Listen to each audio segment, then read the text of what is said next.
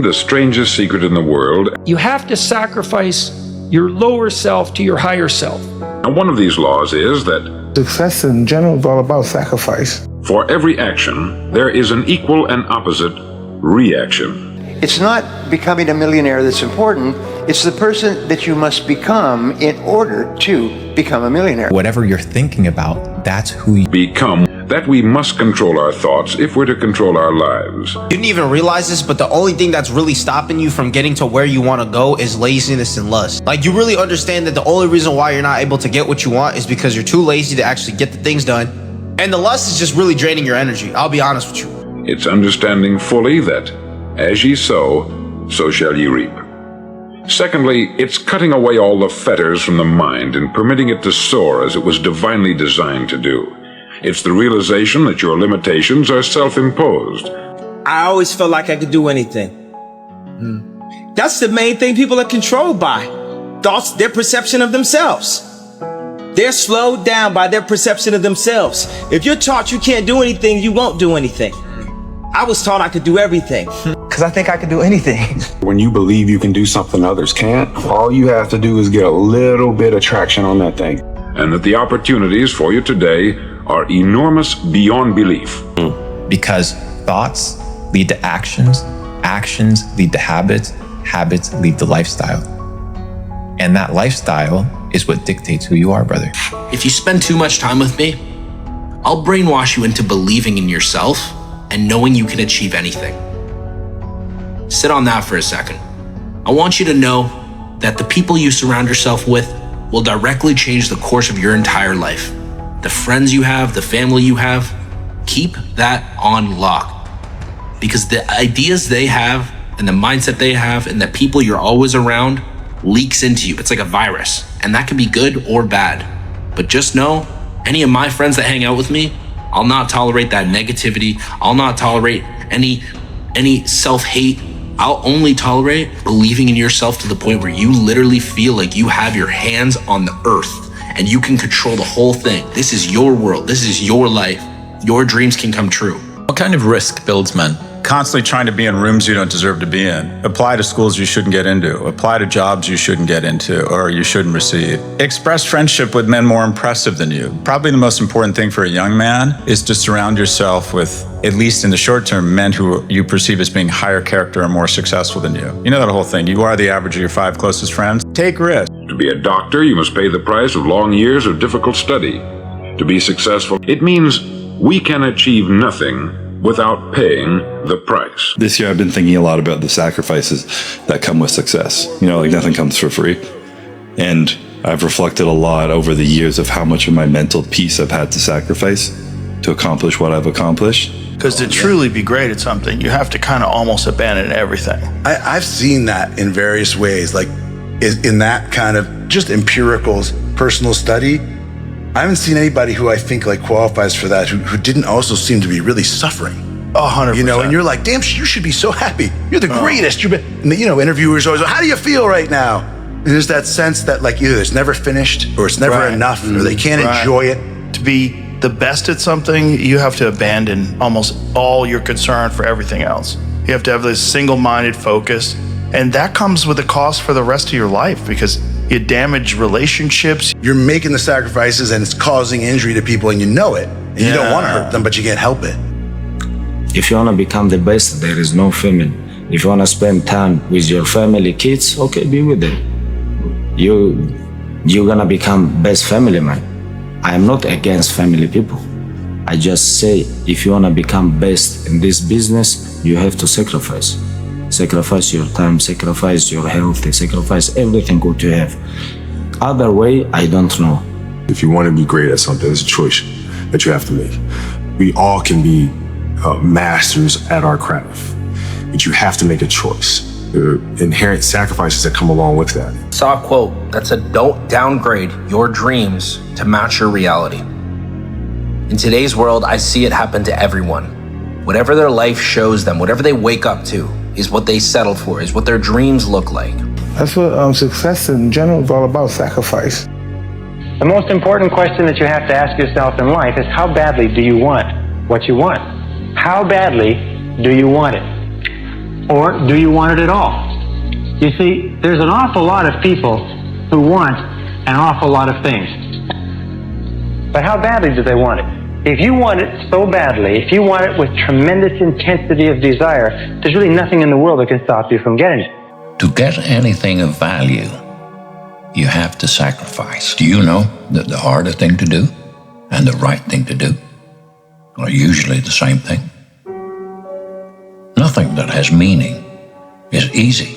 To use all your courage to force yourself to think positively on your own problem, to set a definite and clearly defined goal for yourself, to let your marvelous mind think about your goal from all possible angles, to let your imagination speculate freely upon many different possible solutions, to refuse to believe there are any circumstances sufficiently strong to defeat you in the accomplishment of your purpose, to act promptly and decisively when your course is clear, and to keep constantly aware of the fact that you are, at this moment, standing in the middle of your own acre of diamonds, as Russell Conwell used to point out. You know what the number one drug on the planet is? Momentum. Not weed, not booze, not booger sugar. It's momentum. The moment you get to see the results of prolonged consistency and see your vision come to fruition, feel the results, and get recognition from others, like getting in good shape or making your first profit in business,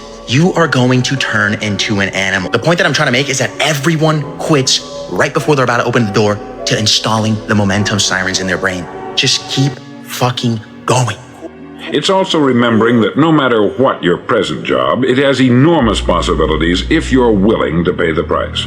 Now let's just go over the important points in the price each of us must pay to achieve the wonderful life that can be ours. It is, of course, worth any price. 1, you will become what you think about. 2, remember the word imagination. Let your mind soar. 3, courage. Concentrate on your goal every day. 4, save 10% of what you earn. And action. Ideas are worthless unless we act on them. Now I'll try to outline the 30-day test I want you to make. Now keep in mind that you have nothing to lose by making this test, and everything you could possibly want to gain. There are 2 things that may be said of everyone. Each of us wants something, and each of us is afraid of something. I want you to write on a card what it is you want more than anything else. It may be more money. Perhaps you'd like to double your income or make a specific amount of money. It may be a beautiful home. It may be success at your job. It may be a particular position in life. It could be a more harmonious family. Each of us wants something. Write down on your card specifically what it is that you want. Make sure it's a single goal and clearly defined. You needn't show it to anyone, but carry it with you so that you can look at it several times a day. Think about it in a cheerful, relaxed, positive way each morning when you get up, and immediately you have something to work for, something to get out of bed for, something to live for. Look at it every chance you get during the day and just before going to bed at night. As you look at it, remember that you must become what you think about, and since you're thinking about your goal, you realize that soon it will be yours. In fact, it's yours really the moment you write it down and begin to think about it.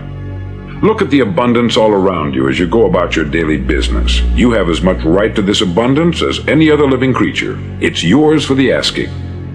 Now we come to the difficult part. Difficult because it means the formation of what is probably a brand new habit, and new habits are not easily formed. Once formed, however, it'll follow you for the rest of your life. Stop thinking about what it is you fear. Each time a fearful or negative thought comes into your consciousness, replace it with a mental picture of your positive and worthwhile goal. There will come times when you will feel like giving up. It's easier for a human being to think negatively than positively. That's why only 5% is successful. You must begin now to place yourself in that group. For 30 days, you must take control of your mind. It will think only about what you permit it to think. Each day for this 30-day test, do more than you have to do. In addition to maintaining a cheerful, positive outlook, give of yourself more than you've ever done before. Do this knowing that your returns in life must be in direct proportion to what you give. Somebody tell me what that word is. Believe. Believing. Right, that word. What's that? Believe. What's that word? Believing. Believing. Believing. Believing is a compound word, which means it has more than one word in it. You will be living what you're believing, even though you be lying. That means anything I tell myself about a future outcome, I made it up. If I say, I'm gonna go home after I'm done filming videos here at the studio today, if I say that, I made it up. Because the reality is, I don't know if I'm gonna get in an accident when I go home. But I don't say, I'm gonna do my best to avoid an accident on my way home today. I just say, I'm going home. Now, I know, some of y'all are thinking to yourselves, why is he saying this? I'm saying this because when it comes to things that don't matter, we declare them. When it comes to things that do matter, we qualify them. I'm going to try to do this even if it doesn't work like it didn't last time. And we have all this conversation going on in our head, and we have no boldness because we have no belief. Beliefs create and beliefs destroy. Please jot it down right in front of you in big letters that stands out for you. Every belief you have either creates or destroys. And the problem is most of us are not conscious of the beliefs that we have. A belief is nothing but a feeling of absolute certainty about what something means. When you're absolutely certain about what something means, you have a belief. You might believe you're really smart. You might feel, I'm not that smart. You might believe you're worthy or not worthy, but all you're really saying is, I feel certain about this. So we have to be so conscious about our beliefs because they literally change our life. We don't experience life. We experience the life we focus on. If you tell yourself a lie often enough, you're going to start to believe it. And way around 1900, William James said, believe and your belief will create the fact. It's got to be believed. You've got to believe it. And if there's no belief, it ain't going to happen. See, when you believe it, you're encased in the idea. You fuse with the idea. And that makes all kinds of things happen. The moment you decide on a goal to work toward, you're immediately a successful person. You're then in that rare and successful category of people who know where they're going. Out of every 100 people, you belong to the top 5. Don't concern yourself too much with how you're going to achieve your goal. Leave that completely to a power greater than yourself. All you have to do is know where you're going. It doesn't matter how hard you work. It doesn't matter how many hours you put in. If you only remember one thing I'm saying, I want you to burn this into your mind. You can try as hard as you want to change some area in your life.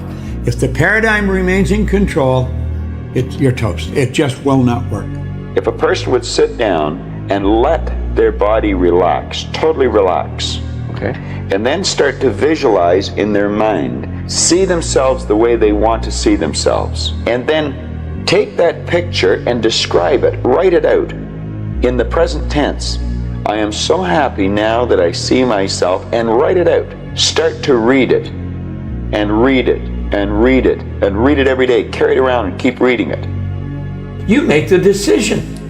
When you make the decision, you flip your brain onto a higher frequency, but when you set goals, you got to see yourself already there. That's called a mindset. A lot of people talk about mindset, they don't understand what it is. They set their mind on the frequency that they have to be in to attract what they have to attract. And that's how the goal moves into form. You get emotionally involved, you're intellectually and emotionally involved. The only problem is you don't have it on the physical plane yet, but it will manifest in time. The one point that all the great teachers all down through history have all agreed on, they've been in complete unanimous agreement on it, we become what we think about. My world changed so dramatically that I've never ceased to be fascinated with what happened to me. And I want it to happen to other people. And he said, what do you really want? Well, all I wanted was some money. I was earning $4,000 a year at the time, and I owed $6,000. If I had paid everything I earned for 18 months, I would have just broken even. Wow. It was an impossible situation.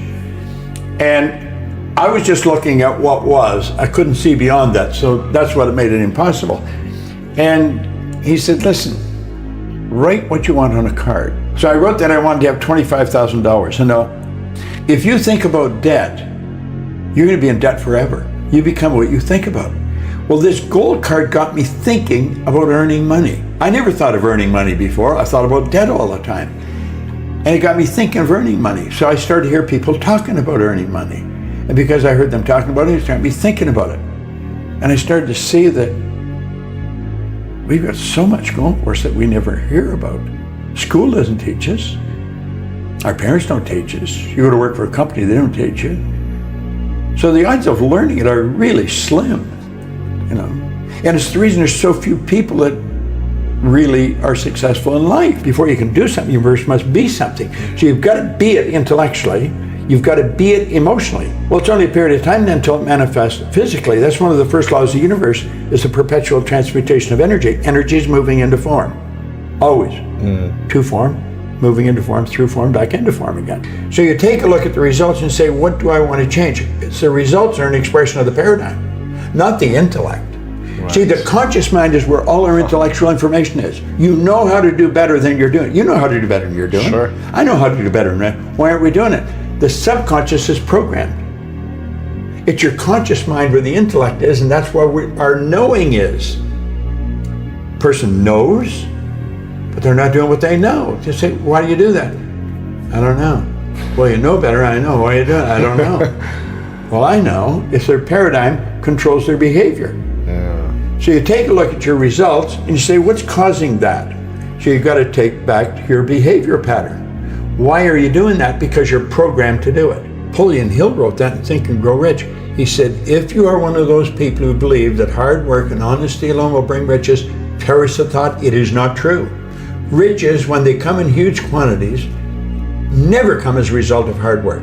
They come, if they come at all, in response to definite demands based upon the application of definite principles and not by chance or luck. So you got to find a demand and fill it, but you got to follow definite principles to do it. In other words, it's got to be in harmony with the law. You got to give more than you get. You've definitely got to have a goal, and when you write it, you've already got it intellectually. Remember these words from the Sermon on the Mount, and remember them well.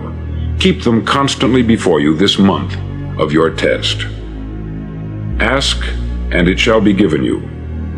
Seek, and ye shall find. Knock, and it shall be opened unto you. For every one that asketh, receiveth, and he that seeketh, findeth, and to him that knocketh, it shall be opened. It's as marvelous and as simple as that. In fact, it's so simple that in our seemingly complicated world, it's difficult for an adult to understand that all he needs is a purpose and faith. For 30 days, do your best. If you're a salesman, go at it as you've never done before, not in hectic fashion, but with the calm, cheerful assurance that time well spent will give you the abundance in return you deserve and want. If you're a homemaker, devote your 30-day test to complete giving of yourself, without thinking about receiving anything in return, and you will be amazed at the difference it makes in your life. Why should I bother?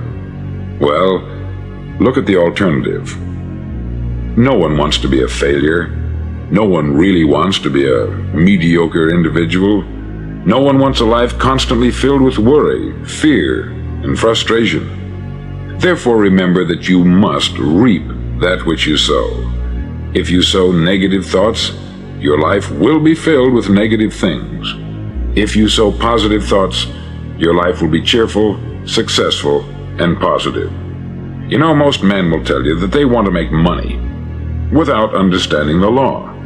The only people who make money work in the mint. The rest of us must earn money.